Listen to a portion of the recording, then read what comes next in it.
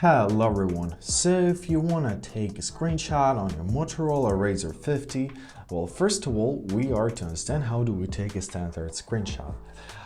So choose the contact which you want to capture, and now locate your power button. It's right here on the side of our phone, and your volume down button.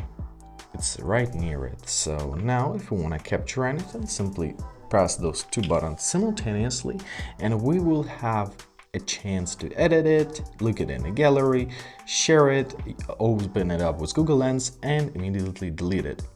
Also, this phone have an option of scrolling screenshots. So if you want to take a long screenshot, once again, do your standard screenshot. So power button and volume down button, and now locate this scrolling icon, and as you see, it will start scrolling automatically, and the scrolling icon transfers into our shutter button.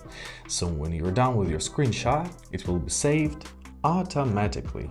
So just like this. Now where do you find all of your screenshots? You should open up your photo application. In my case, it's located in the Google drawer, however it may vary for your phone. So open up your photos application, choose your library tab right here at the bottom and find your screenshots, and here, as you see, you can find all of your available screenshots. I hope this video is helpful. Thank you so much for watching.